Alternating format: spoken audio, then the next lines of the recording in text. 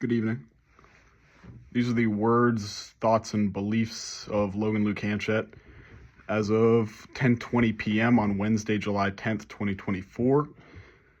I attend Cornell University as a student. I study urban and regional planning.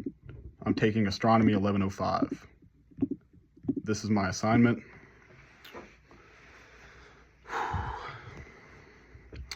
It's going to be longer than 3 minutes. It's real. On the COVID-19 pandemic from 2019 to now, this research paper is a response by an American man to international debates on whether COVID-19 originated in a lab in Wuhan, China. The COVID-19 pandemic is a scientific fact that exists in our universe. Its origin is disputed and debated by many. This case will pit science versus pseudoscience. It will use evidence from both sides, science and pseudoscience, to determine the facts. First off, I firmly and unwaveringly believe that the COVID-19 pandemic originated in a lab in Wuhan, China. This is what I believe, and I think it's true. I'd like you to think so too. So here's why. Keep listening, you will learn the evidence.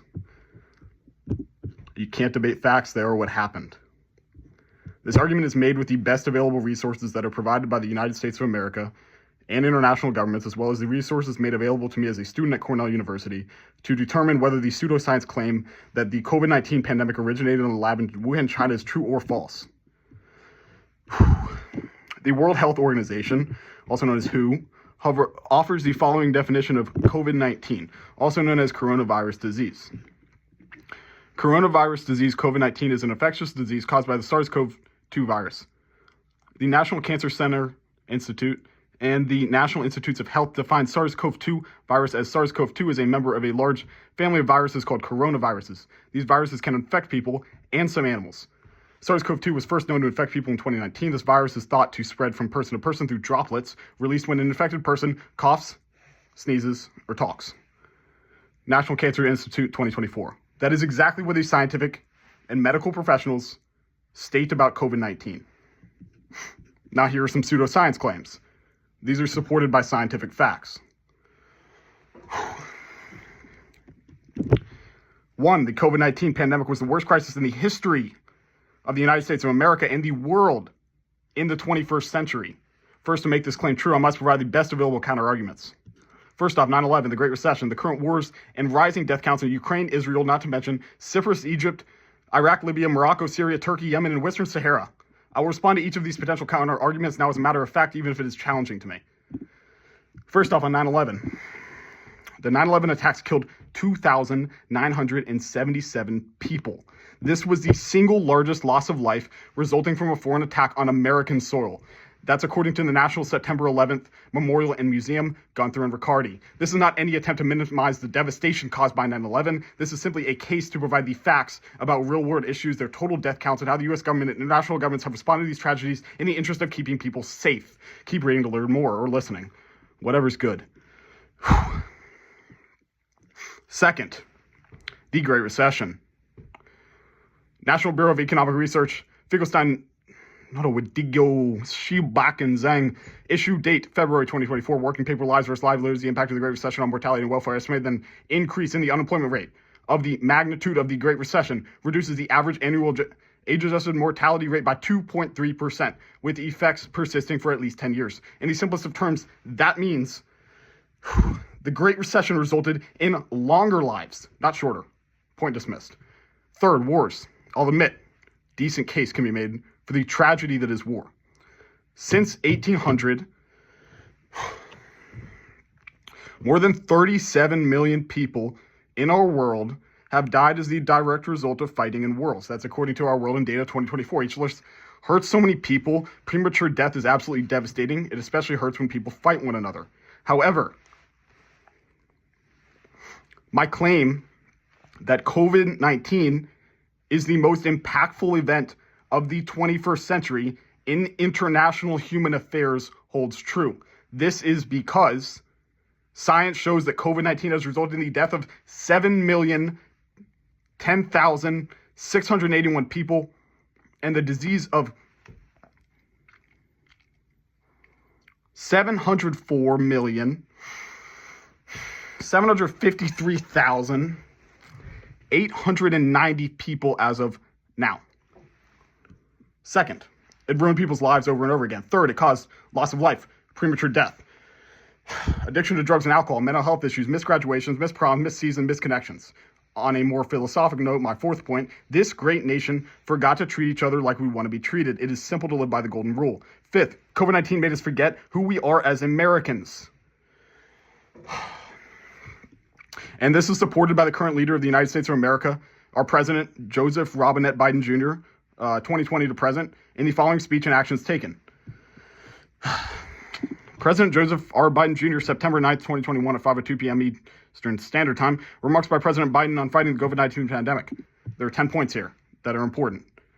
Biden says, he states these facts. It is true to him. One, you might be confused about what is true and what is false about COVID-19. Second, this is a pandemic of the unvaccinated. Third, these are the facts. Fourth, we have the tools to combat COVID-19. Fifth, first, we must increase vaccinations among the unvaccinated with new vaccination requirements. Sixth, this is not about freedom or personal choice. But seven, but just don't take it from me, listen to the voices of unvaccinated Americans who are lying in hospital beds, taking their final breaths, saying, if only I had gotten vaccinated, if only. 8. So, parents, please get your teenager vaccinated. 9. We've already distributed 1.5 million courses of these treatments to save lives and reduce the strain on hospitals. 10, get vaccinated. That is exactly what was said by our President Joe Biden about COVID-19, truth, facts, life, and death. He's claiming in the speech to be the voice of the, as he quotes, voices of unvaccinated Americans taking their final breaths, who he claims are in fact saying, if only I had gotten vaccinated, if only in their closing seconds on this earth. That is what he said factually, scientifically. Interpret it as you wish and vote as you wish. Gotta move on. Our U.S. government's response to the COVID-19 virus threatened and continues to threaten our reputation as the city upon a hill. This understanding of America descends from Jesus Christ, Sermon on the Mount fall in 28 AD. Also Puritan John Winthrop, March 21st, 1630. In his speech on March 21st, 1630 at the Holyrood Church in Southampton, England, a model of Christian charity, Winthrop, the founder of the Massachusetts Bay Colony, a Cambridge man who led the colonists into America, warned the colonists that a city on a hill cannot be hid. And as a city upon a hill, the eyes of all people are upon us.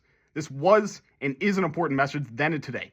The American government let its people down over and over again with how it handled COVID-19. Our leadership disgraced this great nation by putting people's lives in jeopardy again and again, and that is sad. COVID-19 resulted in the direct deaths of 7,010,681 good people, and unfortunately, counting. That's according to the COVID-19 case and death count tracker as of today. It is a sick disease. It is sick that a disease caused that many deaths. It also resulted in 704,753,890 diagnosed cases and unfortunately counting again. But this is a lot of good people that had to suffer directly because of the COVID-19 virus. Moving on. COVID-19 resulted in severe restrictions on social activity, disrupted American community life. Our towns, cities, regions, transportation, physical infrastructure, schools, health, law enforcement. Most importantly, our people were hurt. That hurts me.